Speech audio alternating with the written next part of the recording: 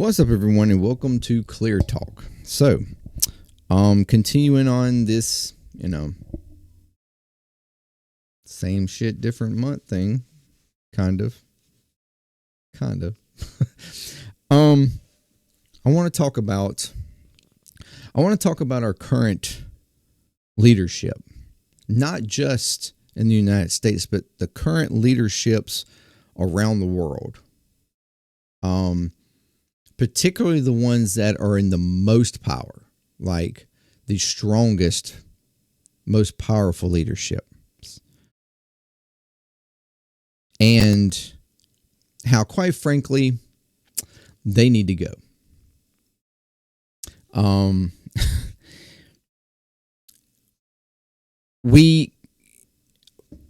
The power, and I'm talking about the leaderships who seem to be constantly causing problems. And I'm sticking kind of in the vein of, I just got through talking about Israel and the issues continuing to go on there. I talked about Russia and that as well, and how, they continue to thwart any possible, ceasefires or anything else, because, they're hell-bent. Putin's hell-bent on taking what he can take and controlling what he can control. This type of leadership, this new age type of authoritarian leadership,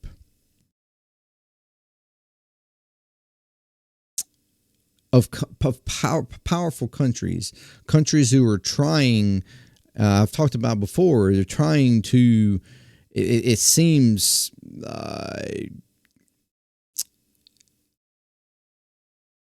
find a way to be more and more powerful within larger regions.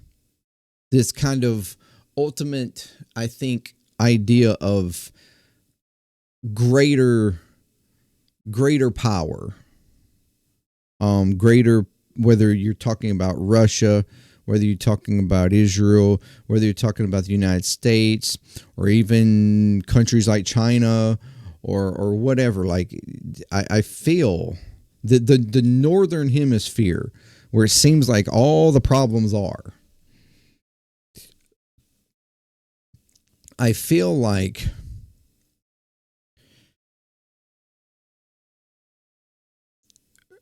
something has to give in order for there's a lot that has to be said in this, that in order for this world, the international community, to learn somehow to be better, come closer together, work better together, lessen hostilities, all this. These type of people need to be out of power. And at the same time, these type of people not only need to be put out of power, but it needs to be made sure that somebody from their area, from their group, from somebody in the same vein as them, do not just then turn around and come into power. Because then we're just going to be in the same boat, if not potentially a worse boat.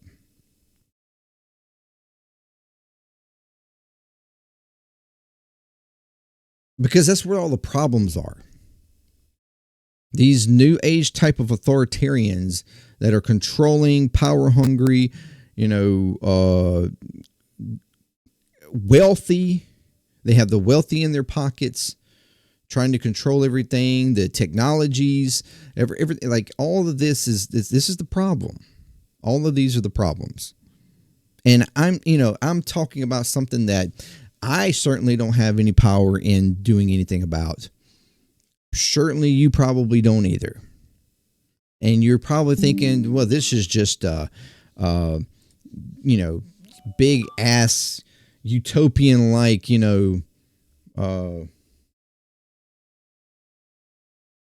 crazy talk that will just never happen. But I mean, that doesn't mean that we can't hope for it and yearn for it and try to do everything we can, even in the smallest ways, to eventually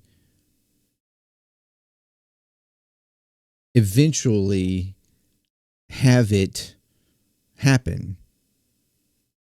And I would even argue that these people in power are even helping us in a crazy way, because they're not making themselves look good, not on the grand scale. Yes, they all have their support and their followers. I mean, Putin, or we're talking about Putin, or we're talking about Trump, or we're talking about Netanyahu, or what? Like they all have their. I mean, or even anybody, Chi, or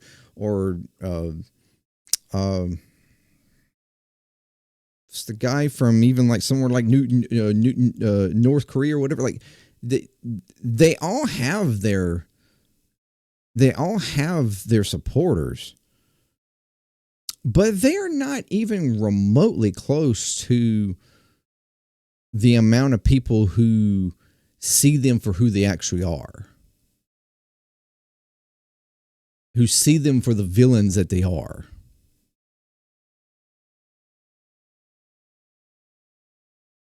So they're not really doing themselves any good, continuing to be greedy and pushing their power further and further. Yes, in the intimate, like in the moment right now, yes, they have a lot of power and they're influential and they're causing international grief. But in the big scale of things, I think that in one way or another, at some point, they are no longer going to be in power. And they can continue to do what they can to try to convince to be kept in power as long as possible, but eventually they're not going to be. We just need to hope that it's sooner than later.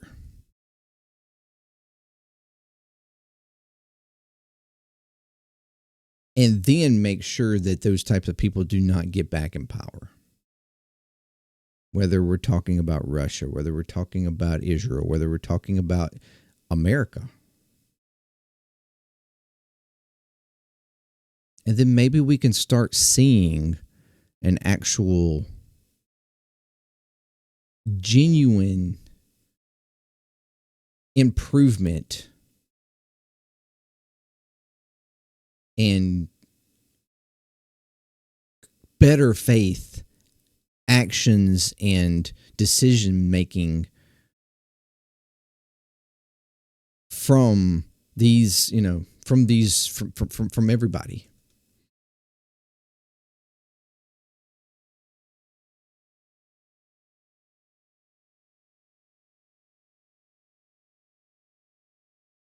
Now, we still have to worry about these ultra wealthy oligarchs that are trying to, control things as well. And they're using these people to control. They're using these, they're really puppets for them.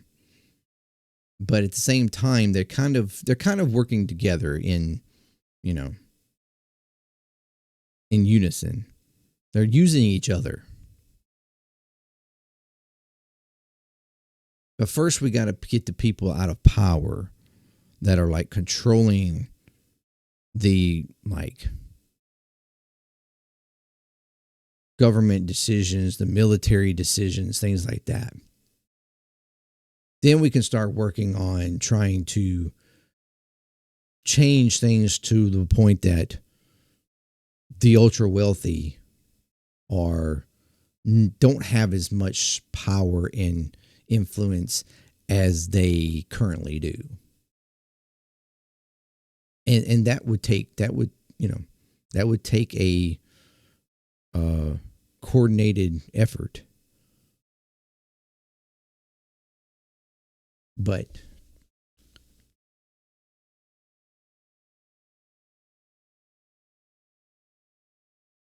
and it won't be easy. Like I said, you do have support. They do have support, albeit small.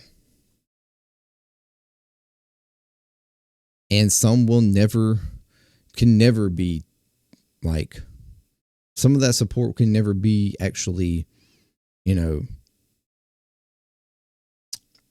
reached.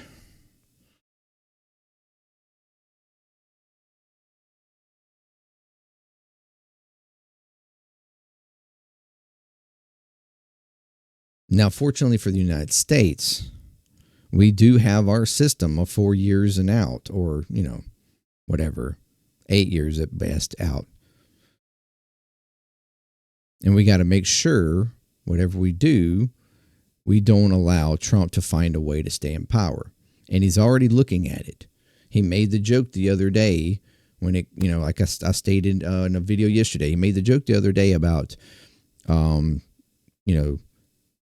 is that, that's an interesting thought. If you got a war going on, I mean, yeah, we of course the elections would have to be canceled because, it's a wartime and we can't be bothered with, that's the thought. We can't be bothered with elections when the wartime. Although, the United States can argue that we are not currently in a war, not like officially, not like, directly.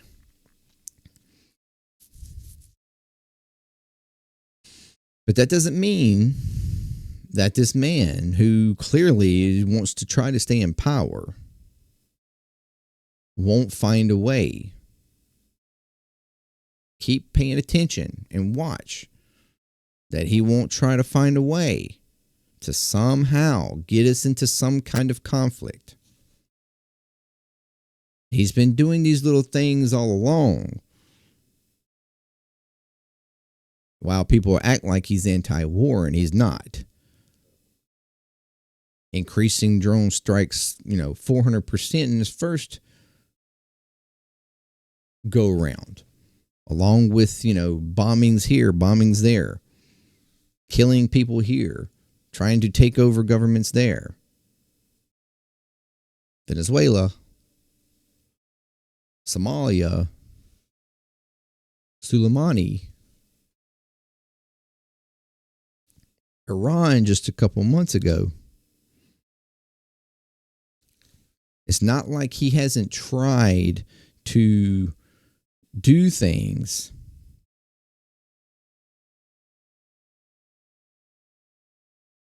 he's just been lucky that we've been able to prevent after the fact from something exploding bigger than that. But if he sees the opportunity, and we know that the people around him have been trying, they've been talking, they've been trying to figure out a way to somehow allow it for him to be, in the running again in 28. And if all else fails, don't think they won't try that and use it as an excuse, just like he's been watching Netanyahu do for months now.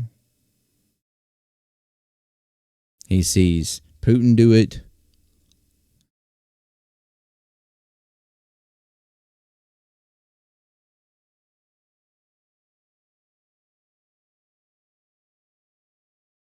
They will continue to do what they can to try to stay in power. But we have got to find a way to somehow get them all out of power.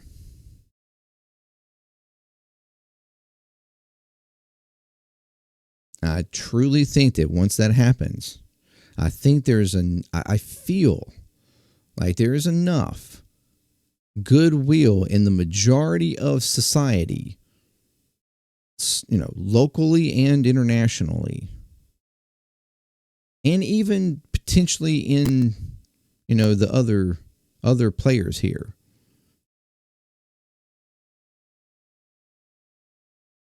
That we can prevent like-minded people from being in power after.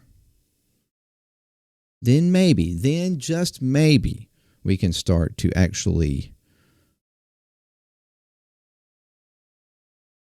move the international community, everybody, in a better direction. But until then, I just don't see I don't see a way out. And we just have to try our best to continue to try somehow to prevent complete devastation before then.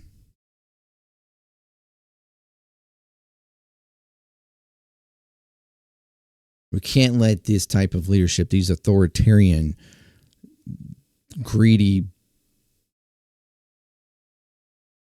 bastards, quite frankly, bring us all down.